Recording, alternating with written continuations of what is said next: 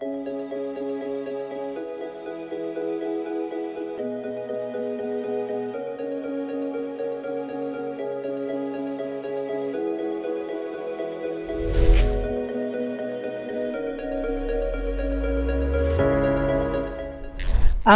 name's Lynn Boxall.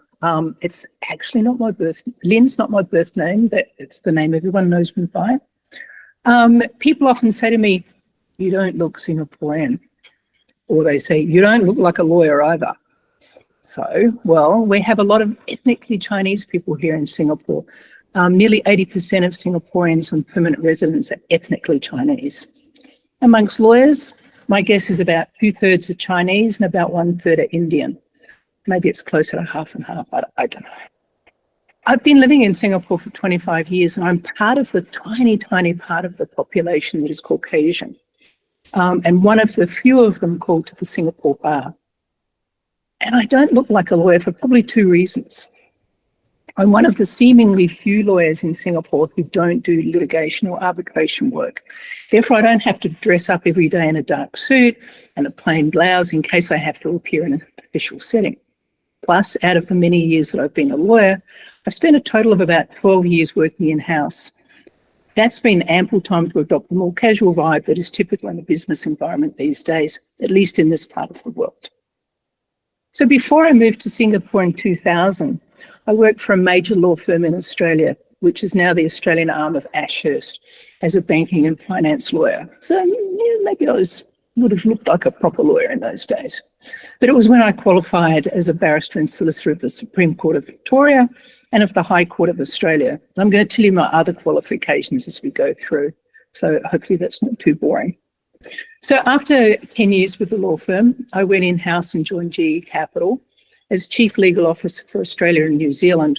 And believe me when I say that 3.5 years at GE Capital in the late 1990s was like a lifetime in terms of experience somewhere else. I moved to Singapore in 2000 and joined Visa, the credit card people, as their first in-house counsel in Asia Pacific. Payment cards were just starting to boom in Asia, though Visa had had a footprint in the region for a couple of decades. So as well as being fun and exciting times, they were often challenging times too. Suffice to say that I spent a lot of time traveling and meeting with regulators in various countries. I built a legal team at Visa and ultimately became regional general counsel. I also became a solicitor of the Supreme Court of England and Wales back in 2003, mostly because at least at that time, Singapore law was more like English law than like Australian law. So Visa was a membership association when I joined it. By 2006 or thereabouts, it became clear that it should demutualise and list on a stock exchange.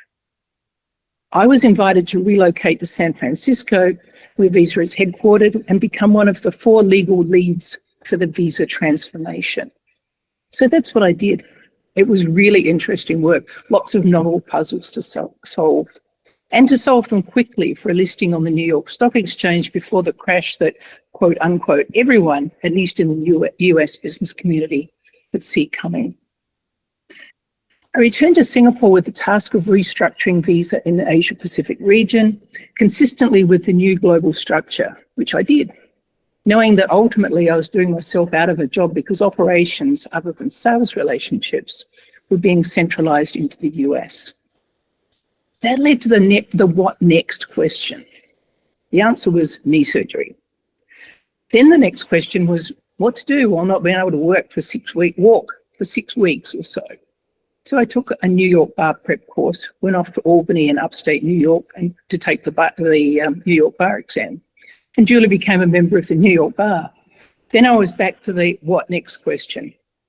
So while trying to figure out the answer, I became an advocate and solicitor of the Supreme Court of Singapore. I did corporate governance work and other advisory work for a while. Then in 2015, I established Lynn Boxall LLC to bring together my various interests.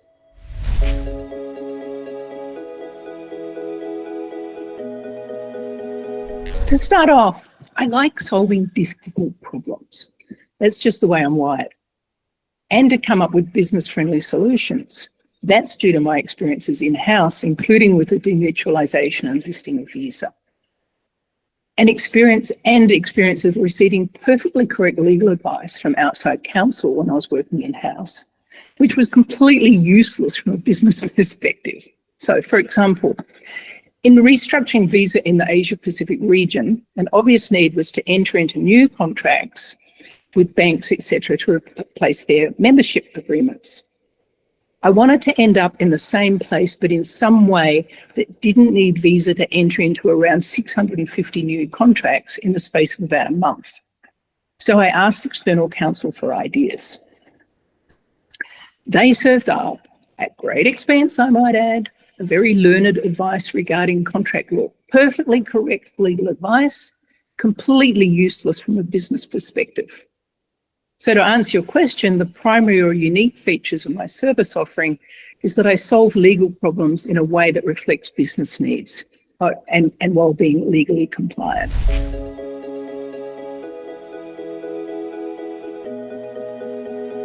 For convenience, I divide my types of cases into 4 subject headings, and I'll go into them shortly. The clients I typically engage with tend to be located in countries with an interest in Singapore, either through established subsidiary operations or branch operations, or because they're planning to establish themselves in Asia with their HQ in Singapore.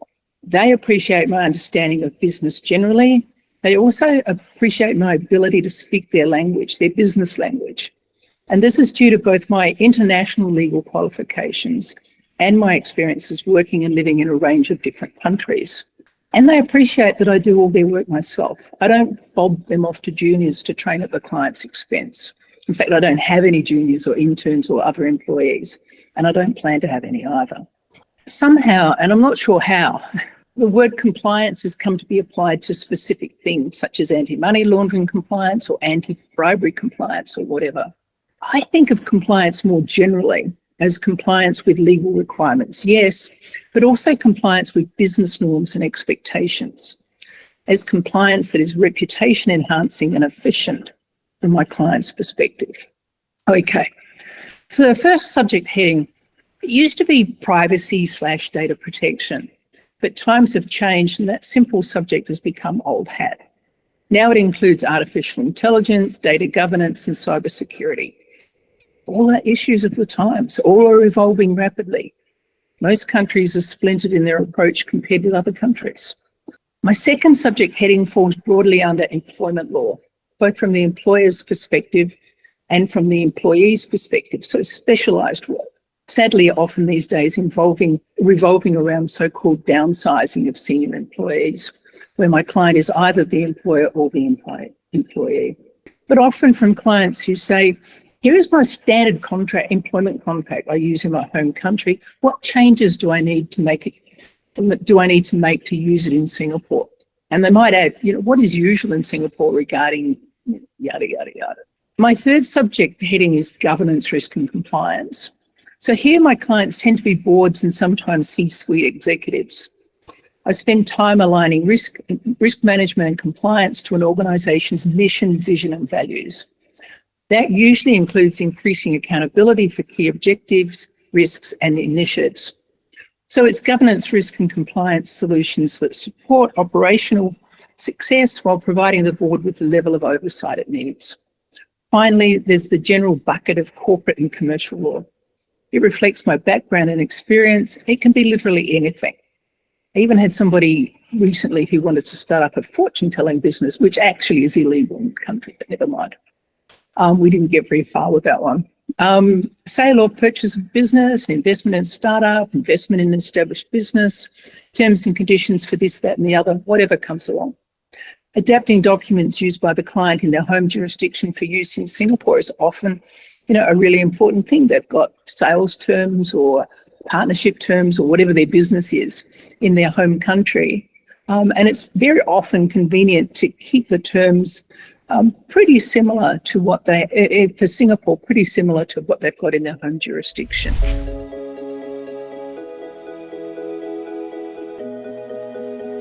Well, I've said so much already, but I'd tag the entire experience of leading part of the visa demutualisation and listing as a career highlight.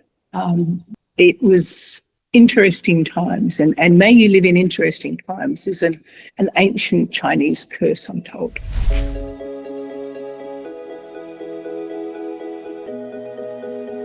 It's an opportunity to get to know great lawyers from all over the world and to work with other lawyers with an international focus.